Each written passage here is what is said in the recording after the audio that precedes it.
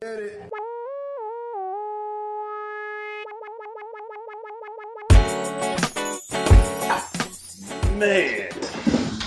it happens. It comes together. Welcome to another episode of The People's Mic. I am Jimmy Peoples. Introduce yourself. Josh Edelman. Josh Edelman.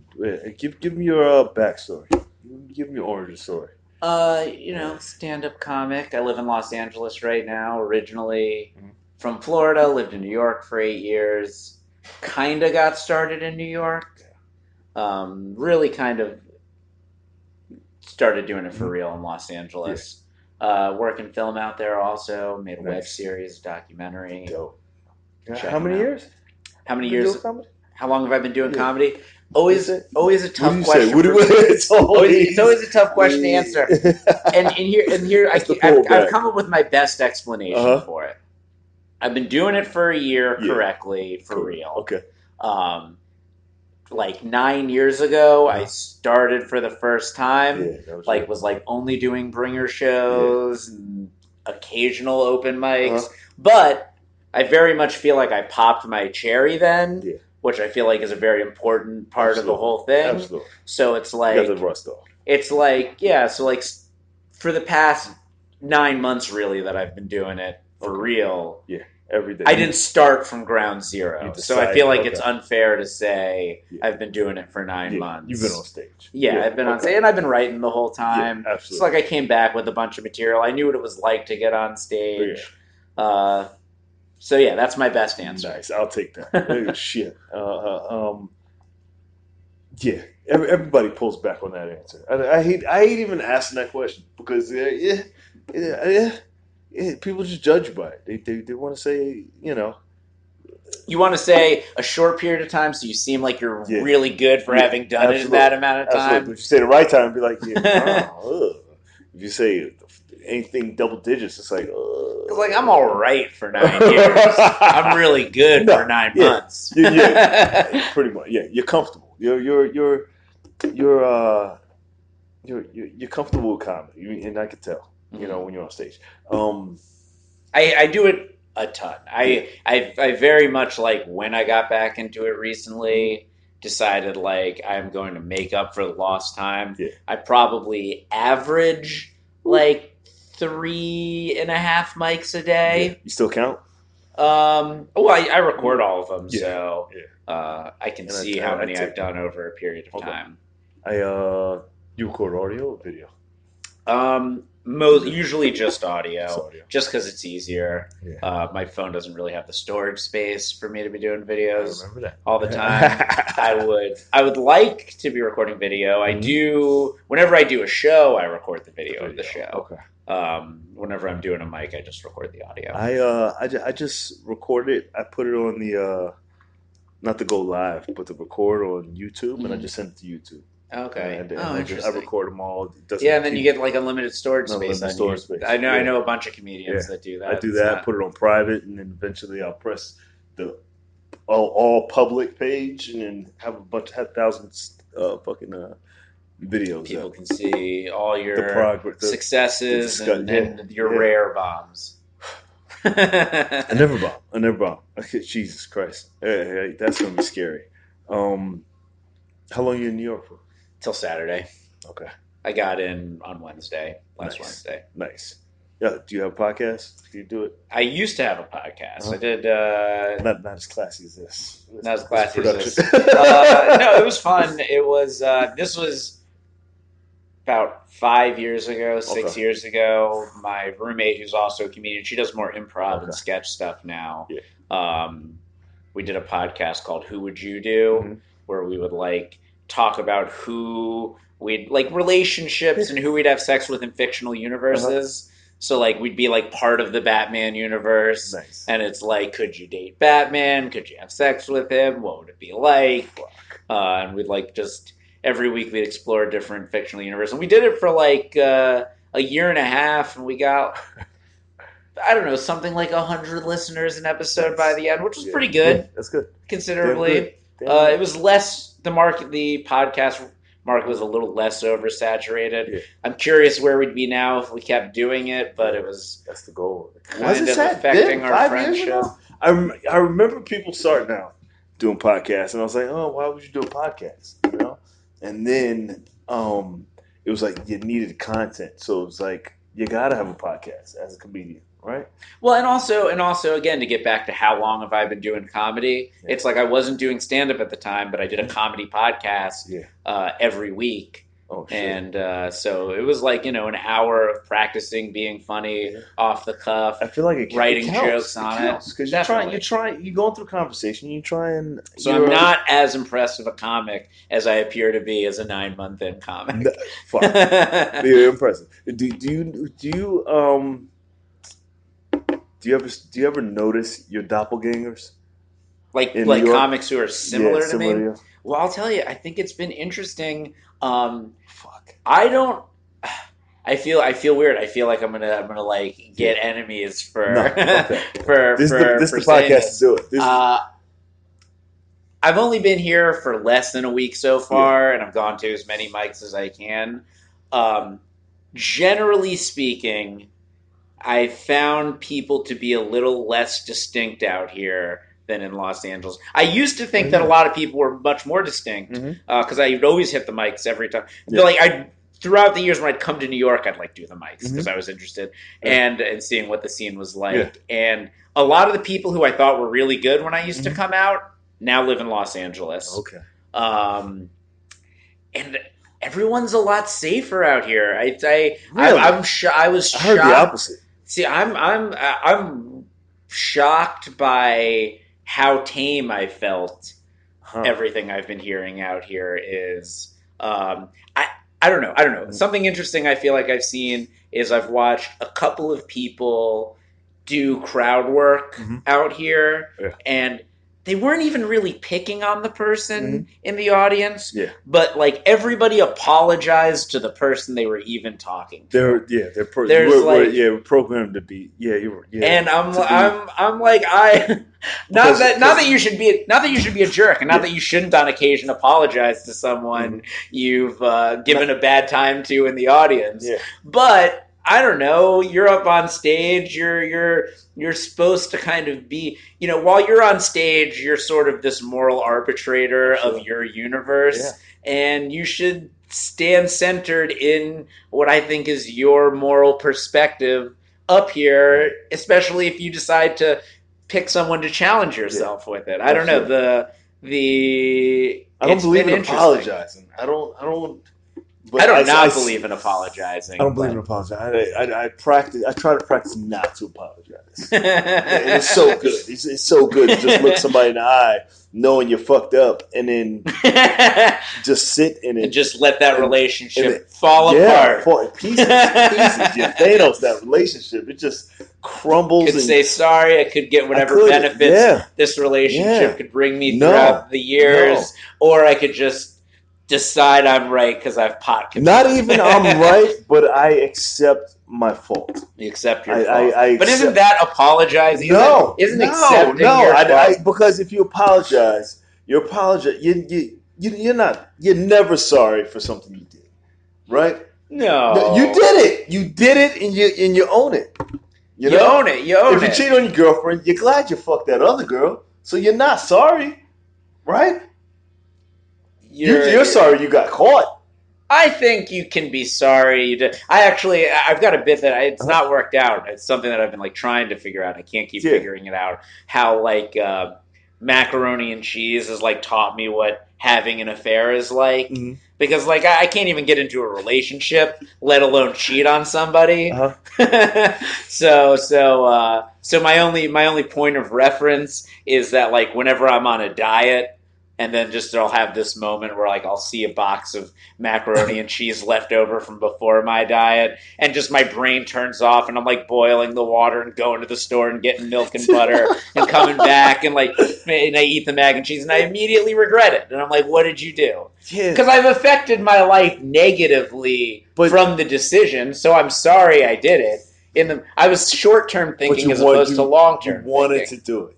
I wanted to. It was so good. It was delicious. Yeah. So, was it worth the days or years off my life it's contributing to? Wasn't. Yeah, because it made you happy at the moment. In the moment. in the moment how was that happiness of that first bite when you finished it? And yeah, I mean, when you sat there, it's done. It was good. it was great while I was eating it. Yeah. Immediately afterwards, and then like my stomach hurts because it's not I'm probably lactose and gluten intolerant. I'm probably both of them, and just I don't care. Just let me die. But I'm in pain, It's like you had sex with, then you have an STD, you get them pregnant. Like, was all the residuals? You're sorry you did it. You're sorry you did it. If your side piece had a kid, you didn't even like her to begin with. That's what I'm afraid of. Seeing a girl, oh man, you suddenly got a VD that's not going away. I've learned, and we'll talk about that. When you're younger, you don't have those problems. Like I didn't think about the repercussions of dating somebody you didn't want to be with. It was just about fucking. I can't even bring myself to do one night stands anymore because I'm Jewish and I'm very stereotypically neurotic. Every one night stand I've ever had has been like mediocre in the moment and then just a bed of anxiety afterwards. I'm just like, what did they give me? Yeah. What did I do? It's never. I felt it's never been worth it. I'd rather be in a relationship, but I also don't want that. I'm voluntarily celibate. I'm a vocel. What? A vocel? I don't know. Is that a thing? Well, there's the incels, the involuntarily celibate people. Incels. So that's a sad, I'm not an incel. Sad white guy thing. They're trying to call. I don't even want to talk Maybe if I tried getting laid again, I'd learn I was an incel. But in this current moment where I'm not trying, I'm a vocel. I blame nobody but myself. Shit. I don't, man, fuck that. I don't know where to go from here. You ever had shingles? Shingles? I don't think so. Yeah. Would I know? Yeah. It's not something like you just have and something's wrong with you and you don't ignore it. Yeah, I recently had shingles. Well, what are shingles like? It's like it's like herpes, but not. Okay. It's the one you're glad to have. The one that makes you think you have herpes, and you find out it's shingles, and you're like, thank God. Fuck. Because you're like, is it over? Am I done out the game? And then, it's like a byproduct from having chicken pox as a kid. Okay. And it's dormant in your spine. Okay. And I feel like it's something old people get. Okay. Right? But well, if I was an old person, I wouldn't even care if I had herpes. No. At that point, what's it matter? I mean, it's probably not fun. It's probably not fun. No. It's definitely, I don't even know. But the worst part of herpes isn't the herpes. It's the having to tell people you have herpes. Yeah, that's the part. That's what I was like, am I going to have, fuck. I was tapping out. I was like, how do you, comedians going to eat this shit up? I'm finished. You're either a complete piece of shit that just doesn't tell people. Yeah. Or you have to deal with the awkward moment of telling people. And then they're like, because I see how comedians treat other comics who do have it. And do you think most people tell? Do you think most people with it? So. You think most people are just kind of like, well, I'm dormant now? Yeah. No, they don't. The brave ones who want to use it a bit confident and they who found out early when they were younger, I think they tell. But if you're older, I don't think you would tell as easily. Because you're jaded to the world already. Yeah, you're like, fuck. You're like, it's a horrible place. It's a place that gave me herpes. Yeah. At an old age, I can see if I was young and having fun, but if I got it when I was younger, if I got it when I was older, I would be like, what the fuck? See, I'd be so fucking upset if I got herpes. Yeah. Not even because I had herpes, but because I feel like I haven't had enough sex to have herpes. Yeah. It's like really? Yeah. My luck. This is my luck. This is my luck. Because it's never after the greatest sex you've ever had. It's after like a broken condom or some dumb shit, and then you just kept going, and it was like, oh, this is with a shitty person. It's never like, man, it was worth it. Because a person it's not the mac and cheese. Because like if you're getting it, no, it is the mac and cheese. It's not the fruit cup. It's not the fruit cup. It's not the fruit cup you should have been eating. Watermelon's delicious and you love it, but it's never what you want. I go to this salad place now. They actually have it out here now. Mm-hmm. Another weird thing I noticed. I can't figure out if every New York restaurant is opened up in LA or every LA restaurant is just opened up in New York. LA, yeah. But it's unbelievable how many of the same places. Oh yeah, which I thought were unique. Because if you have one, you have to have the other.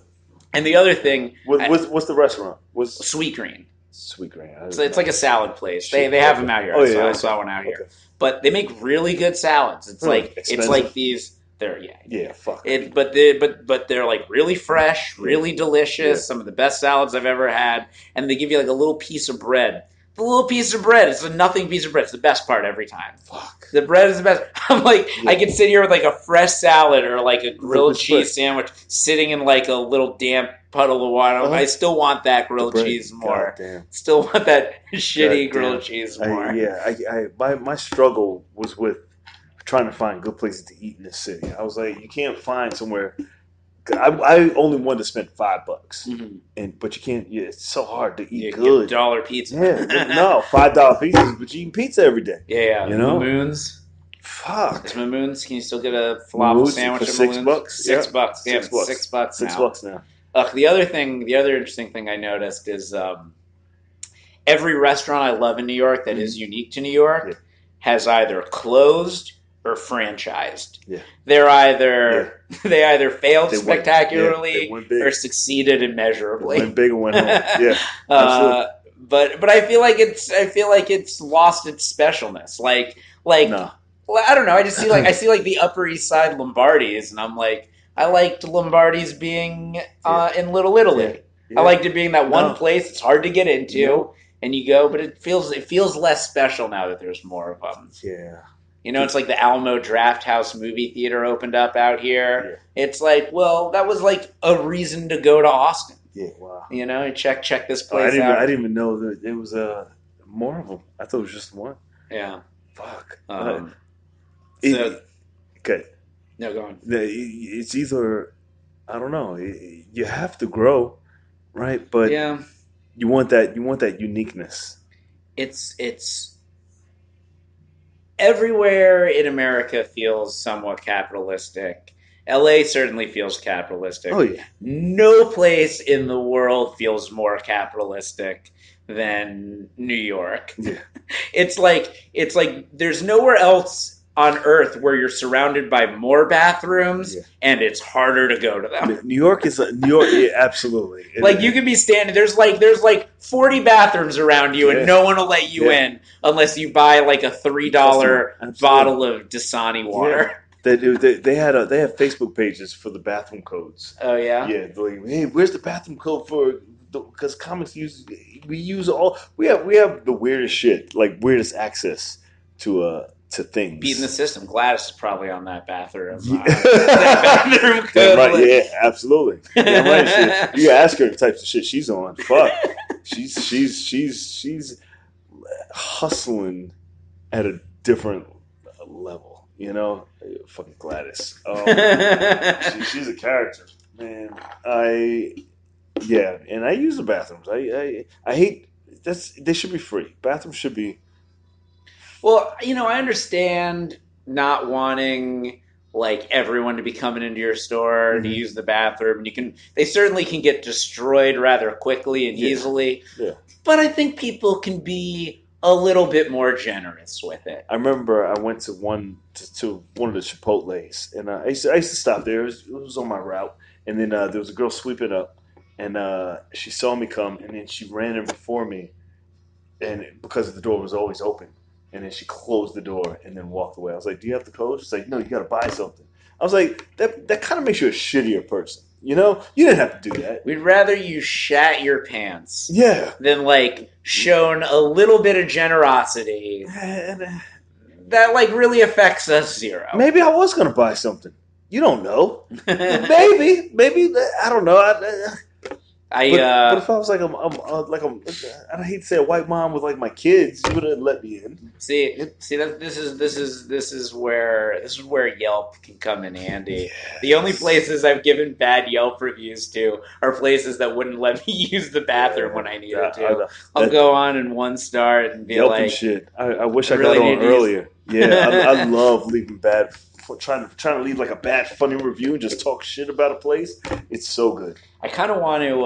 I kind of want to start writing really like a kind of as a personal little bit, just for whoever finds Yeah, them. Write really like ridiculous, like I'm trying to be a food critic reviews yeah, on Yelp, yeah. but like really like Yeah, lamely just do it. Just written. gotta be The consistent. succulence of the strawberries dipped in the opulence. Just like Yeah, use words incorrectly, but just try absolutely. to write a bunch of big words And and see if write people reviews read like through it. I'm a critic. Just long pages. Yeah, Oh, yeah, just that's like so so people good. can That's think my I'm some weirdo. yeah.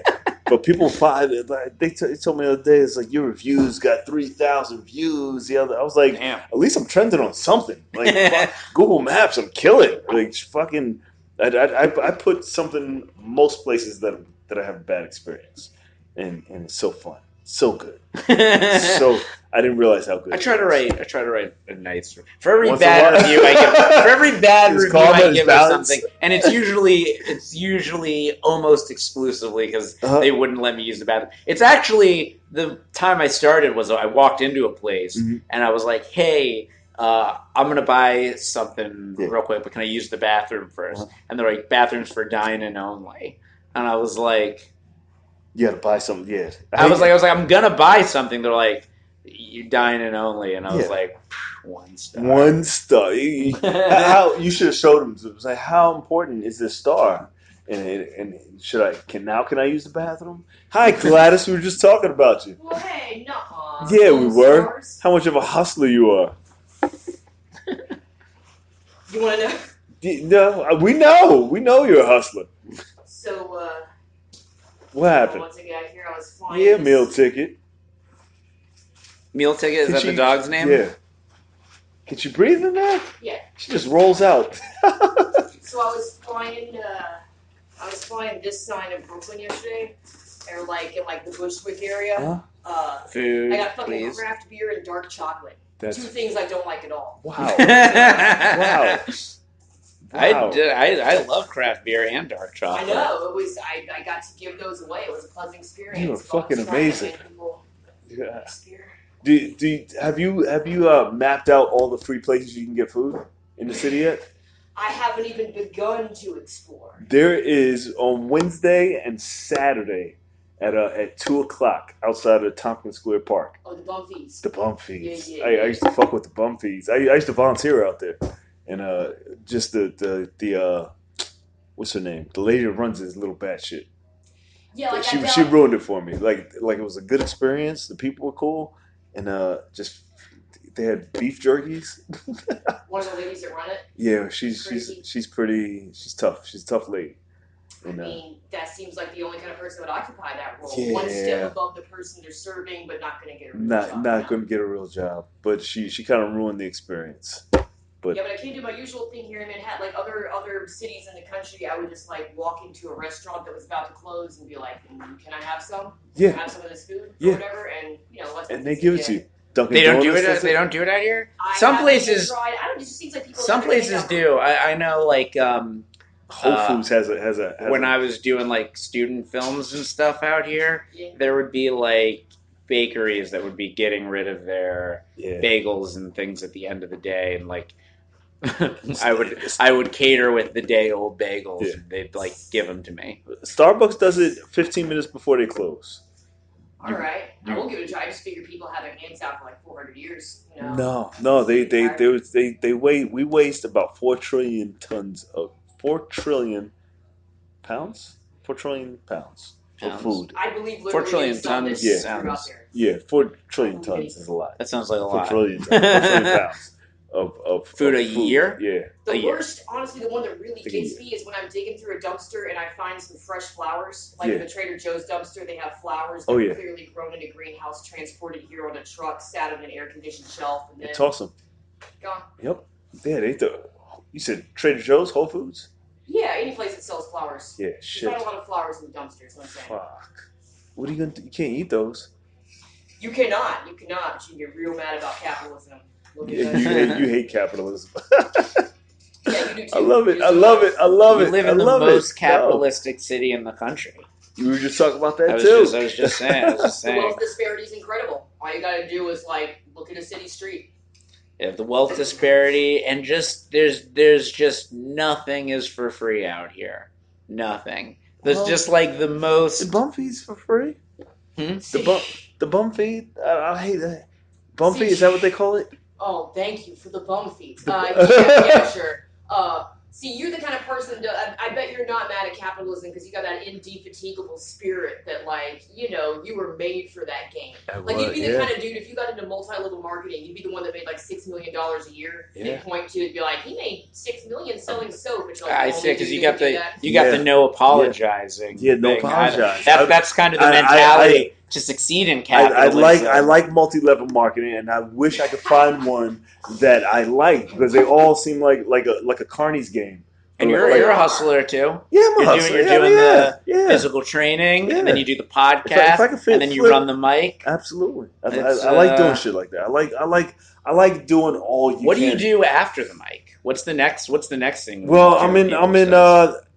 After the mic, it depends on the day. Either I'll stop in a show, or I'll quit for the night and start over. Usually, it was shows. Like the goal is 2 mics, 2 shows, and edit for the next day. That's the goal. So I would train, podcast, 2 mics, 2 shows. You're doing 2 shows not now. I used to run two shows a night. That was then the club shut down. But then I had my reasons why I don't want to do shows anymore. But that's the goal. I feel like you should do 2 mics a day and then do 2 shows a day, or at least 2 shows. The rest should be shows. Going to watch the shows, or no? You should produce. Yeah, we've been back and forth, huh? Yeah, perform, be on. But it's I like producing. I like being. It's a lot of work. I like having that much control. But I've been doing it so long, it doesn't feel like it. But that's why you'd succeed in capitalism. Yeah. Because you're putting up 2 shows a day. I'm like, maybe I'll do a bi-monthly show. And then people say that, and I was like, I can't wait that long. That's foreign to me. People get mad when I was doing shows back to back every day, and they were like, you should separate and do it every 3 months or every year. I was like, I don't work like that. If I'm on, I'm on, or I'm not. Either it's one or the other. There's no middle ground. Well, and I'd say I think. You might be a little too hard on capitalism. I'd say the biggest problem is it's like Monopoly is a nice fair game at the beginning when everyone starts and owns no property. But we're kind of in the world where somebody's already won Monopoly. They have every piece on the board and everyone's still playing. What do you still? I love speed Monopoly when it's the last 2 people and we're vying for the money. We're looking eye to eye. It becomes billions. Yeah, it's billions. It becomes that show Billions. I'm watching that now. I tell myself, oh, fuck Jeff Bezos, people like that should be machine gunned to death against the football. But in reality, they're just real good at the game. They just need to go to a re-education camp. They just need to go to a camp to, realign themselves, use that for the public good. No, I think it's us that need the camp. The ones that don't have it, those guys won. They're in the game. They won. The game's over. They won Monopoly. They're winning because they're not dead yet. They until they figure out how to be immortal. See, you got a problem. Now we're now people are like, well, now we're gonna bring risk into the Monopoly board. Now people are gonna start. You got Monopoly, you got Risk. Gotta get kids good at these board games. I remember that one class. It was like if you gave everybody $1 million, it would still end up the same way. Because people, there's people who don't have what it takes to keep that money. And there's people who are great at it and taking money. So that's such a small. There's people that are born with so much money they could never even fuck it off. Doing comedy. I see a lot of these rich comics who have no creativity. I see these guys, but then you see these broke comics who do so much with crumbs. And that's what I like. I would like to say, yeah, I wish I had the money, but no, I like turning crumbs into cake. It's fun to me. It's not about making money. It's about what can you create. See, I just want that Star Trek future where all that shit's taken care of and people's job is to basically live up to their full potential. Kind of like the being in shape shit. I've heard people say, like, I don't have an obligation to be healthy. And it's like, I get that in today's society, but in ideal society, everybody had an obligation to be their best selves. That's good, too. Nobody wouldn't want to be their best self. Star Trek society sounds... That's going to be UBI. Yeah, that's luxurious space communism. I don't want anybody to be, like, working the fields. What's UBI? UBI is Universal Basic Income. Sky Andrew, More things should be automated. Like, nobody should work at the gas station. Every human being alive is too good to work at the gas station. Basically, so you're pro-automation. Absolutely. So you're pro-automation, UBI... No, yes, UBI is way more than $1,000 a month. You can definitely break people off. How much would you give? Oh, this is so, like, fairly... If you were in charge, you're president. I mean, money becomes a different thing when, like, I don't know, we weren't spending 60% of our budget on the military on, like, shit that doesn't need to happen. You hear a lot of times that Bernie Sanders shit, how's he going to pay for that? How's he going to pay for that? I can think of 40 answers to that. Yeah, but then at the same time... The F-35 program at the same time, $40. Not to sound argumentative anyway, but at the same time, I mean, the military pays for a lot of people's salary. It pays for innovations in technology. That money is literally blown away sometimes. The internet was created by accident, things like that. So we get innovations. Al Gore. I'm not going to say a lot of people's salary. It doesn't pay a lot of people's salary. But it does pay salary. It pays a lot of people's salaries. There is technology, innovation, all these big companies that literally work for the military. It's unfortunately, it's a waste of money. The military is a perfect example of what we could do as a nation if we took all our resources and just dumped it into just when you say big companies, you mean like defense contractors? Basically, yes. It's tricky, but it's tricky. It's tricky. It's interesting where this podcast. Yeah, it goes. See how it started. It's a perfect example of what happened because they come up with shit that's crazy, new and innovative. But that's what happens when you throw a bunch of money at a research idea. You get some shit like that. When the rules of capitalism are suspended, you're saying when people are like inventing for. It's tricky because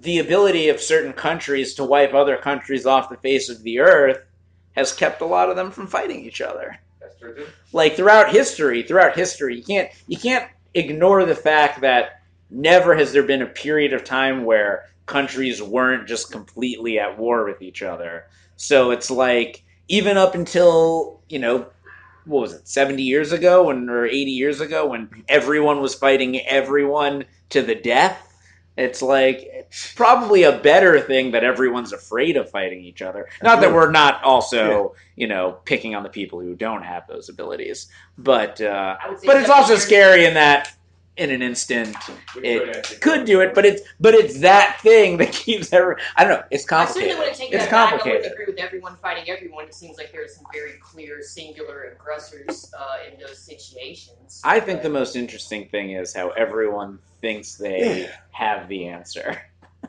I think that's the most interesting. Because I don't think anyone has the answer. Hang out right here. I'll take care of you in a minute. This is a podcast before the mic. Everyone has a guess. Everyone has a guess. It's like listening to sports. It's like when I watch ESPN and or TNT and Charles Barkley's like, I think this is going to happen. Mm-hmm. I'm an expert basketball player who knows everything about the game and is done. And then the complete opposite of what he thought was going to happen happens. Nobody knows anything. No. Everyone's guessing, no matter how much of an expert. What? You got. We're all right. We got to wrap this. What'd you say? Finance guys. Finance guys. Analysts, they always predict a company will have this or that, and a lot of times a company won't. Mm-hmm. Yeah. So it changes the entire outlook of the company. It's like you can get good at guessing. You can guess more than wrong. Exactly. Glad, don't you want to grow in comedy? Don't you want to see where it goes and be successful?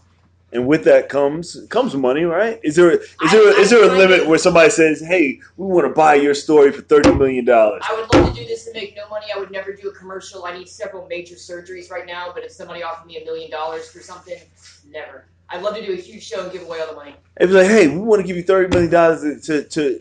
I just keep saying 30. We give you a bushel load of money to just tell your story around the country, and you wouldn't take the money. Who would that money come Well, from? I'll tell you the interesting thing. I'll tell you one really interesting Netflix, thing. say anybody. That Chappelle really taught me. Mm-hmm. Walking away from all that money seems to be the most freeing thing that ever happened to Chappelle. Because like we're living in this time right now where you're watching people get taken down left and right, often for very good reasons. And Chappelle, like what can you do to Chappelle? What can you do to him? What can you do to him that he didn't already do to himself? Yeah. And it's just kind of like he seems very freed. I thought that. But he made that money back when Netflix. He made it back. He made it back on his own terms. He doesn't. And that was the point. And years later, but that special he did on at the Comedy Store, the Bird Revelation.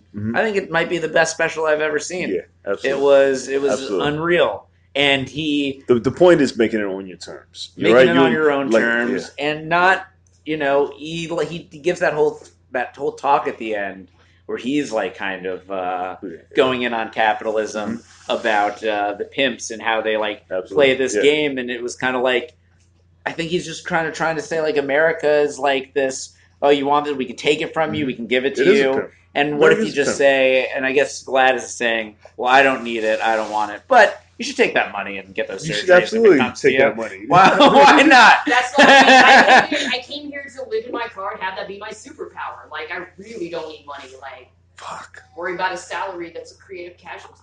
All right, we gotta wrap this up. Right. We'll back. Thank you for hanging out. It grows. It grows. I love doing it.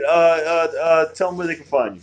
I live in Los Angeles. I'm doing comedy around there. You can follow me at the Edelmeister on Instagram or Twitter. You can watch my web series, Best Friends web series, www.bestfriendswebseries.com, and keep an eye out for the documentary I'll have coming out soon called Mentally Al. Not out yet, but your website.